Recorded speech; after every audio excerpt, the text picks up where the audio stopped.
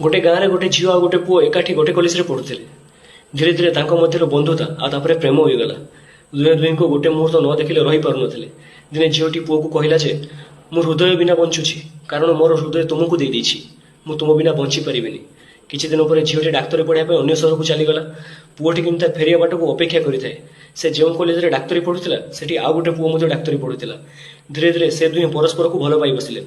आ ता अपेक्षा रे पुओ को फोन की मेसेज किछि कला नहीं। किछि दिन पर से पुओ फोन कला। से झील को पचारिला तू केमिति अछु, फोन की मेसेज कहीं करूनु, तू तो जानिछु तो सह कथा नले मु रही पारिनी।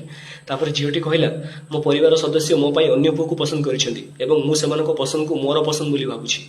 वर्तमान आमे अलगा हेइ जिबाटा ठीक। पुओ झीवर अनुरोध रे राजी होला एवं किछि दिन पर झीलटी विवाह डाक्तरी पुओ सह ହେଲା। गाँ पुओटी मध्य ताको विवाह रे झील को एक उपहार पठाइला। झीलटी उपहार खोली देखिबा मात्र आश्चर्य होई कांदिबाको लागिला। आपण जानिछंती कि से काहेकि कांदुथिला?